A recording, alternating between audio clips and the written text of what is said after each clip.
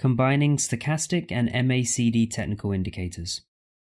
In this video, we will look at a practical example of how one trading signal received from the use of a stochastic technical indicator was confirmed by the MACD oscillator. But I also note that these two indicators do not often allow you to get a unidirectional trading signal using them on the basic settings, since the MACD indicator mostly indicates the general market mood, for example, bearish or bullish, while the stochastic oscillator allows you to determine the overbought and oversold zones.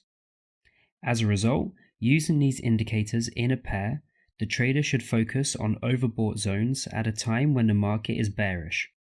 Consequently, this combination will become a trading signal for opening a short position.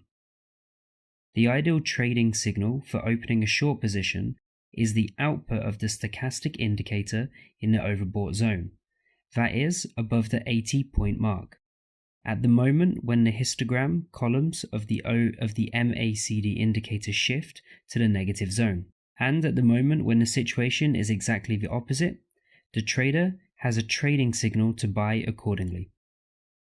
A fully fledged trading signal for opening a long trading position is the output of the stochastic oscillator lines to the oversold zone at the moment when the histogram columns of the MACD indicator are above the zero mark.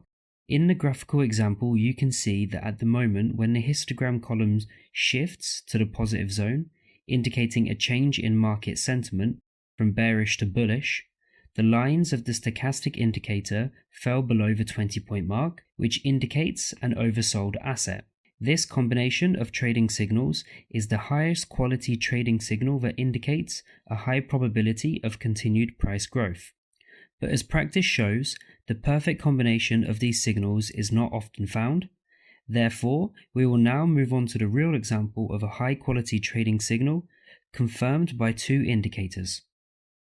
In this graphic example, you can see that at the moment when the price was at point A, the lines of the stochastic oscillator crossed the 80-point mark, indicating that the asset is overbought.